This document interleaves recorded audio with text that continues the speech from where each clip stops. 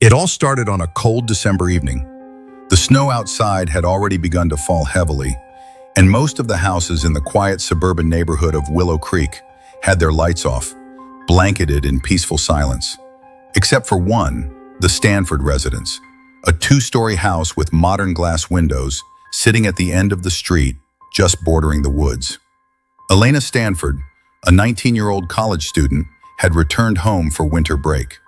Her parents had to leave for a last-minute business conference in Toronto and left her alone for the weekend. Elena didn't mind. She had a semester of sleepless study nights behind her and was looking forward to some peace, a few movies, and finally finishing that book she'd been trying to read for months. But peace wasn't what the house had planned for her.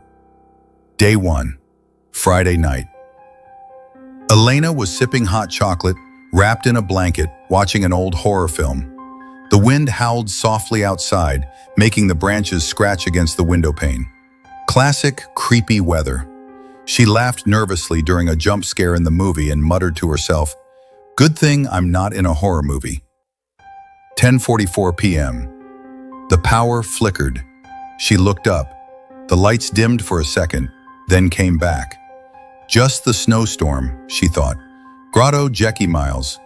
But something felt off. Her phone buzzed, a text, unknown number. "Don't you hate it when the power goes out? Makes you feel so alone." She stared at the message. No name, no previous conversation. She texted back, "Who is this?" No response. Just as she was about to block the number, another message came. "You look scared. The movie isn't that scary." Elena stood up, her heart dropped. Someone was watching her. She quickly walked to the curtains and pulled them shut.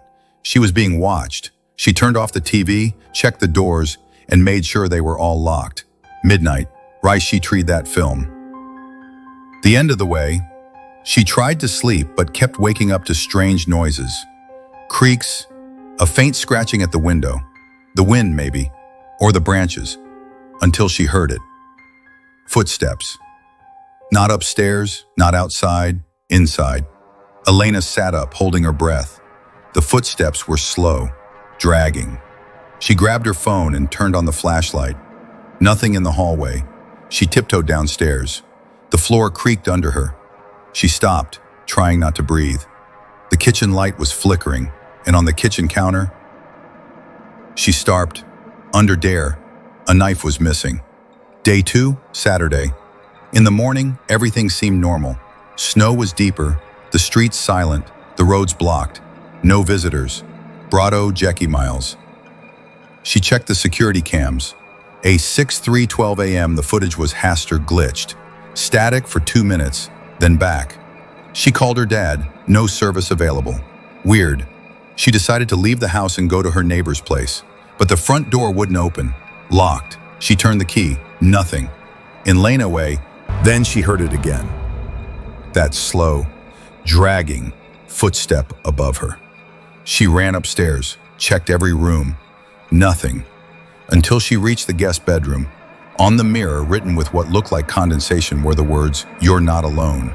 She screamed and ran to her room, locking herself in. Day 3, Sunday. Food was running low. She barely slept. Every time she closed her eyes, she felt a presence, breathing near her, watching her. Then, something worse. She started noticing small things had moved. Her toothbrush, a cup. Her laptop was open when she hadn't touched it. Then, while checking her closet, she found a small trapdoor under the carpet. She had never seen it before. It wasn't in the original house plans. She opened it slowly, and cold air hit her face. A ladder went down into darkness. The house had a basement she never knew about. Torch in hand, she climbed down. The air was musty, walls damp, old boxes, dust. But then, a mattress, a half-eaten apple. Someone had been living down there. She turned to run, but heard breathing behind her. She turned the flashlight slowly. A man, pale, thin, wearing torn clothes, crouching in the corner. He smiled. He said, "I've been waiting." She ran, slammed the trapdoor shut, pushed furniture over it, called 911. No signal. She broke a window with a chair. Alarms blared. She ran into the snow. Police arrived hours later. They searched the house. The man was gone. The basement was real. But he had vanished, like he never existed. But in her room was a note, scrawled with blood-red ink. "You open the door. Now I can come and go as I please." Elena never returned to the house. Her family sold it within the month. The new owners lasted 2 weeks. They moved out after their daughter complained about a man in the walls. To this day, the Stanford house remains empty, except for the one light that always stays on, in the attic, where no one ever goes, where some nights people passing by claim they see a shadow watching from the window. It began on a Monday evening in early November, just as the sky turned gray with winter gloom and the trees stood bare, their skeletal limbs creaking in the wind. The town was quiet, too quiet. Most people were indoors, bundled up, fire lit, waiting for snow. But not everyone had the comfort of company that night. 17-year-old Mia had just moved with her parents to a new house in a rural neighborhood about an hour outside the city.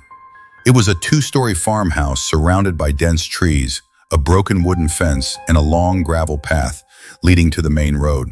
Her parents both worked night shifts, her dad a truck dispatcher and her mom a night nurse. That week, for the first time, Mia insisted she was old enough to stay home alone. She liked the silence for the first few days. That night, she was in the living room reading when the first knock came. It was soft, delicate, not at the front door, but from inside the walls. She froze. The knock repeated, once, twice, 3 times. She walked around the room trying to listen closely. Nothing. Just the sound of the wind outside brushing through the trees.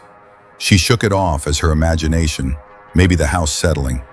After all, it was old, built sometime in the 1950s according to her parents. She went to bed early. But sleep didn't come easy. Around 1:13 a.m., she awoke to what sounded like scraping coming from inside the wall behind her bed, like fingernails across plaster. She sat up. It stopped immediately. She pressed her ear against the wall. Nothing. No wind, no movement, just silence. Too silent. In the morning, she checked the wall. There were no scratches, but the wallpaper looked slightly peeled in one spot, like someone had been pulling at it. She tried to ignore it and went on with her day. But around noon, while brushing her teeth, the bathroom light flickered twice. Then the mirror fogged, despite no hot water being used. In the condensation, she saw letters forming. It looked like, "Look beneath." She wiped the mirror. The words disappeared. In Kus that evening, she looked beneath the bathroom sink. Just old cleaning supplies, nothing strange. She thought it was a prank, maybe something stuck in her subconscious. But that night, things got worse. Around 2 a.m., she woke up again. This time, she heard breathing, not her own. Heavy, slow, right behind her wall. She didn't move. She barely blinked. Her heart was pounding in her ears. Then something touched her ankle. She jumped out of bed and turned on the light. Nothing. Her room was empty. She checked the floor, her window, her closet. But one thing stood out. The closet door, which she always left closed, was wide open. Inside, her clothes were untouched, but the carpet beneath had been peeled back slightly at the corner. She pulled it further. There was a small wooden hatch nailed shut. She hadn't seen it before. It wasn't on the house layout. She took her dad's toolbox and pried it open. A foul smell poured out, like rotting wood, mold, and something metallic, maybe blood. Inside, a narrow tunnel, completely dark, leading into the walls. She wasn't brave enough to go in. Not yet. She sealed it again and placed furniture over it, but sleep was out of the question. Around 4:30 a.m., her bedroom light began to flicker violently. She ran to switch it off, only for it to turn on again. That's when she heard it. Whispers. Not from outside, not from the vent, from inside the wall. And they were saying her name. Mia, Mia, Mia. In the morning, she texted her mom. No reply. Called her dad. Phone disconnected. She felt trapped. She tried to go outside. The front door wouldn't budge. Deadbolt was free, but the door wouldn't open, as if someone had nailed it shut from the outside. She tried the windows, same. She began to panic. pacing, crying, screaming. That's when she noticed something new. A small hole in the wall, in the corner of her living room, near the floorboard. Too small for a person, but large enough to see through. She kneeled and looked inside. At first it was pitch black, then a face, pale, hollow eyes, staring back. She screamed and fell backward. When she looked again, it was gone. She backed away slowly. Then her phone rang, unknown number. She picked it up. A whisper. "You found me." The call ended. She dropped her phone and ran upstairs. She barricaded herself in her room, locked the door, pushed her desk in front. Then, the scratching started again. This time it was all around her, the walls, the ceiling, the floor, like dozens of hands clawing from inside. Her lights went out, pitch black. She grabbed a candle, lit it, and stood in the center of her room, sobbing. Then, silence. Not a sound, not even wind, until she turned around and saw it. A figure, in the corner, a tall, crooked shadow, not moving, not breathing, just watching. She screamed and threw the candle. In the flash of firelight, the figure disappeared. She passed out from shock. When she awoke, it was morning, sunlight. Everything seemed normal again. But the furniture over the hatch moved aside. The hatch, open. There were handprints on the floor. Small, human, bloody. She tried calling for help again. This time, she reached someone. A man answered. She said, "Please, my name is Mia Stanford. I'm trapped inside my house. Something's in here, something in the walls." The man paused, then said, "Mia Stanford died in that house 10 years ago. This line is for real emergencies only." She stared at the phone, stunned. "No, I'm alive. What are you talking about?" But the line went dead. She looked at herself in the mirror. Her skin was pale, her eyes dark, her breath didn't fog the glass. That's when she realized she had never made it out of that room. Not that night, not when she saw the figure. The house didn't just trap people, it took them. And now, she was part of it. To this day, people passing by say they hear scratching from within the walls of the old farmhouse. They see lights flicker on and off, even though it's been abandoned for years. Some say they've heard a voice whisper, "Look beneath." It had been 4 years since anyone lived in the house on Grey Hollow Lane. Neighbors whispered that it was cursed, a place where shadows moved on their own, where lights turned on in empty rooms, where voices called out through the vents, mimicking the voices of the dead. It had been sealed by the town, declared condemned, but some houses don't care about locks. Some houses don't forget. In late September, a new family moved into the area. The Carringtons, David, his wife Ellen, and their teenage son Aiden. They bought the property for next to nothing. The seller was quiet, didn't disclose the full story. Aiden, 16, was introverted and curious. When they first moved in, he noticed how cold the house always felt, how the lights sometimes flickered when he walked into a room, how the cat refused to enter the second floor. The parents didn't notice anything unusual at first. Ellen was busy unpacking boxes, and David spent most of his time outside fixing the broken fence. But Aiden, he started hearing things. At night, he'd hear whispers beneath the floorboards. He tried to record them, but they never showed up on his phone. He heard footsteps in the hallway when everyone was asleep. On the 5th night, while exploring the attic, he found an old journal tucked behind a beam. It belonged to someone named Mia Stanford. The entries were frantic, terrified. "Something is in the walls. I can hear it breathing. There's a tunnel under my closet. It knows I saw it. I'm not alone. I'm never alone." Aiden felt sick. He rushed downstairs to show his mom, but when he opened the book again, the pages were blank. No writing, no name, no entries. That night, the dreams began.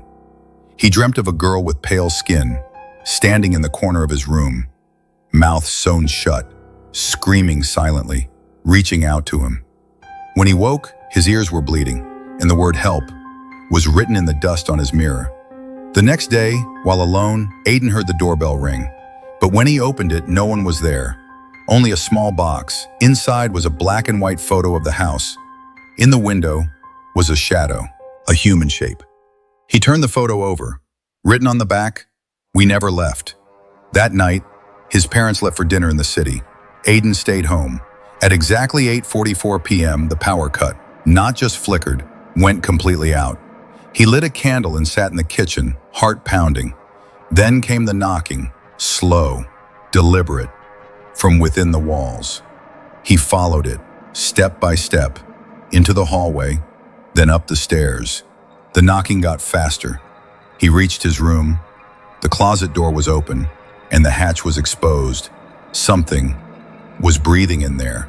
He stood frozen. Then the whisper came, not from the hatch, from right behind him. Aiden. He turned around, no one, but all his closet clothes were hanging upside down. He slammed the hatch shut and ran out of the room. Downstairs, the candle blew out. In the dark, he felt a hand on his back. He screamed and sprinted outside. This time the front door opened. The night was cold, moonless.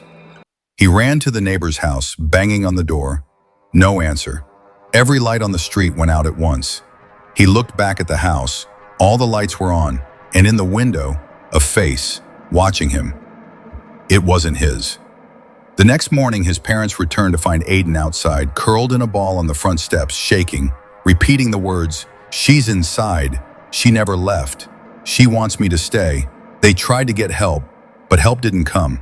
The police inspected the house, found nothing, no journal, no photo, no hatch. They dismissed Aiden's claims as trauma or a mental breakdown. But that night, something new happened.